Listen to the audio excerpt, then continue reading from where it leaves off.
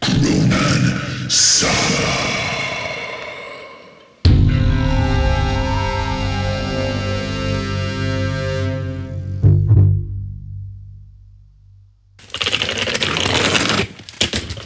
With a scrape, Billy pulled his board up short. No way, bro. That's way too far to jump. Sensing your disappointment, he ruffles your hair with a crooked grin. Look, he says, lowering his head next to yours to get the same perspective. See? From over there. He stretches out his arm, his fingers becoming the legs of a tiny skater riding an imaginary board. He angles his fingers as they come down the hill, picking up speed. Then, at the bottom of the sidewalk, the tiny skater leaps, sailing over the drainage canal. He draws an imaginary arc, slowing down for dramatic effect. Kickflip, double kickflip into indie grab into splat! He smacks his hands together and laughs big and dumb. He grabs his board. Don't worry, there are some sick jumps down by the creek. You sigh a little. You wanted this to be your first project. Billy studies your expression for a moment, then holds out his hand in the old way, the shake you'd been doing since he taught you to skate. Thumbs down, around town, he begins as you twist your hands. You join in the well-worn chant. When we roll around, that's the sound.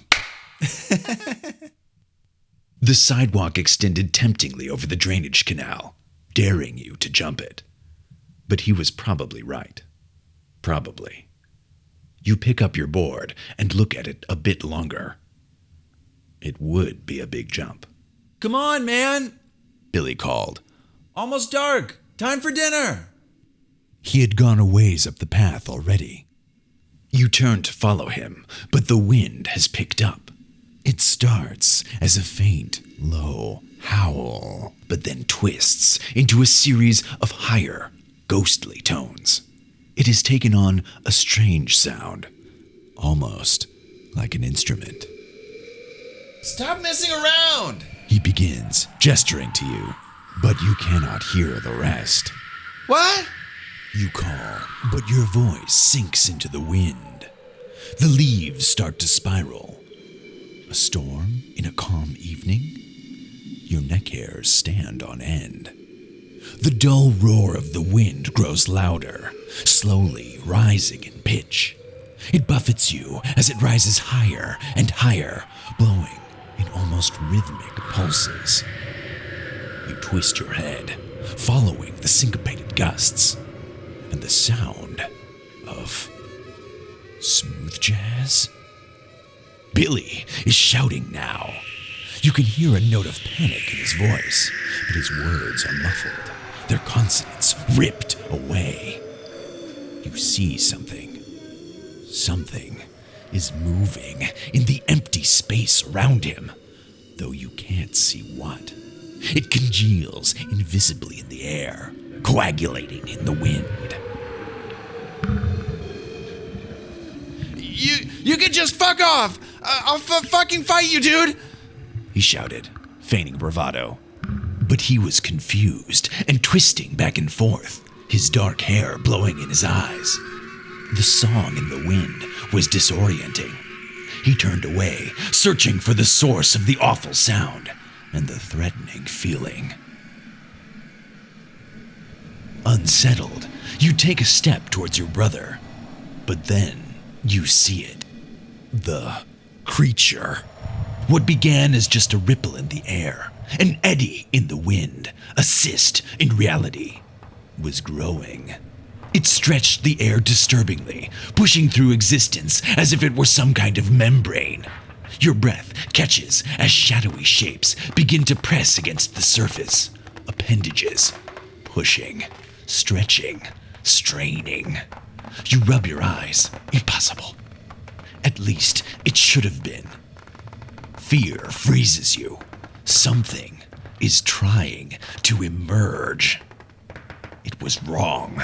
An insult to reality, an affront to possibility. Your expression twists in growing revulsion as reality bulges and sags, with an awful fleshy tear that left the placental air flapping. It birthed itself from the song, its awful form excreting itself wetly into reality. Billy couldn't seem to see it yet, though it was standing right over him. You call out to him, but your voice won't carry. You try again, but the words are stolen by the wind. You scream, and he turns, dropping his board. Its skin face was bubbling fire, and its body was a nightmare mismatch of parts. Its arm mouths were scat singing, and its leg teeth gnashing. Its huge grinning skull cackled as it lifted Billy up. Time halts. You see him silhouetted against the foliage, his old t-shirt hanging from his thin frame, the creature holding him aloft. As the claws tighten, he gasps, twisting his head towards you, eyes terror wide, crooked teeth clenched in a terrible grimace. Alex! He finally screamed then, just before it tore him to pieces, jamming his legs messily down its gullet. Your spread is weak, but delicious! The demon gleefully shrieked as pieces of Billy spilled out from between its teeth, littering the ground with your brother's gore. Trying to run, you lose your footing. You stumble. You scream. You frantically scrape yourself backwards towards the ditch as the creature, the demon, casually approaches you, skull teeth dripping with a rosé of eager spittle and brother juice. Billy's fucking face is still hanging from one of its incisors. Aha! Another morsel! Cackles the demon delightedly. The skin rips from your hands, smearing red on the concrete as you push yourself in a terrible spasm back to the canal. The demon stands above you, relishing your fear. It belches, showering you with barely digested gore. It's too awful to even think. You wish for it to end, anything but to confront the horror. You look up to see the demon's distended belly hanging over you. Its body ripples obscenely with laughter, and Billy's face goes flap, flap, flap. There is no escape. Hope drains in the face of such unspeakable horror. Your feeble thrashing has done nothing but tear your pathetic skin. The ground grates against your raw flesh as the demon leers. You stop moving, and the tears come. You rip at your hair as a burning hot eruption of fear forces its way painfully up your esophagus. Your face is slick red with blood, tears, and despair, and your mouth opens to expel a final cry, a defeated, silent mew. The will to survive, so innate, abandons you.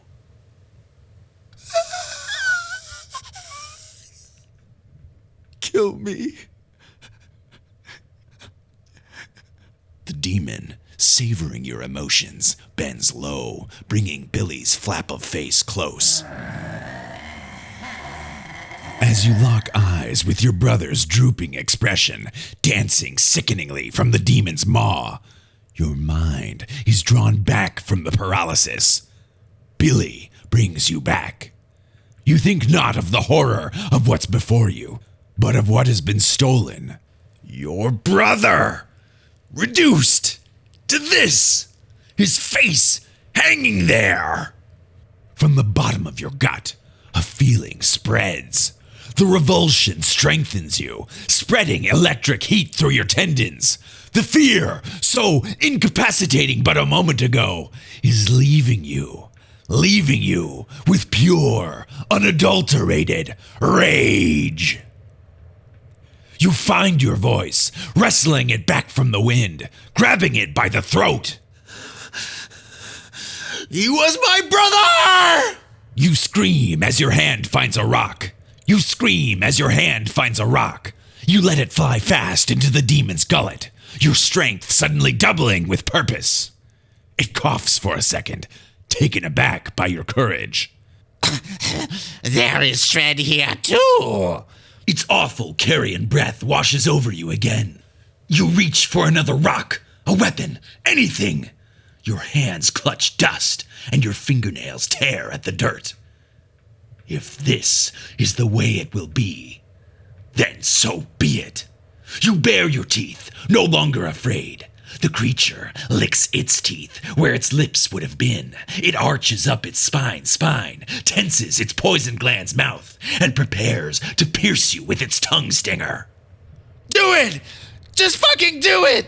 You scream, covered in red viscera, ready to die. But it pulls back. A shadow passes over you.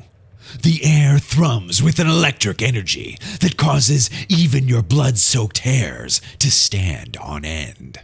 With a thunderous impact, a huge being lands in front of you in a wide stance. It snarls, putting itself between you and the demon. Not a creature.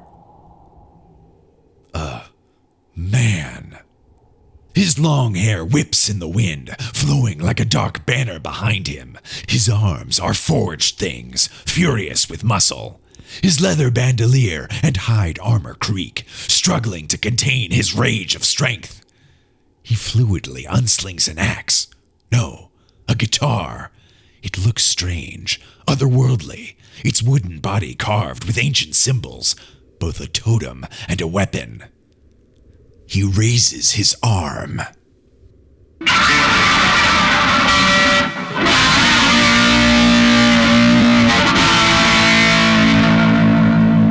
cover your ears and roll onto your belly as the blast wave of an enormous A7 chord thunders through the air. It screams through the wind, splitting it in a crackling flash, denuding the trees and fissuring the ground.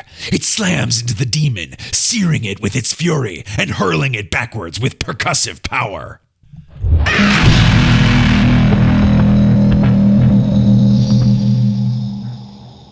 The man stands before you, arms still at full extension from his mighty slash at the guitar, whose strings still rip at the air and slap the fretboard with chaotic arcs of energy that crackle around him. His presence towers over the scene, his massive form immovable, radiating fury and unstoppable will. The demon raised itself shakily, its head teeth vomiting out purple bile blood. Yeah! So much thread! It howled. CRONAN SAGA.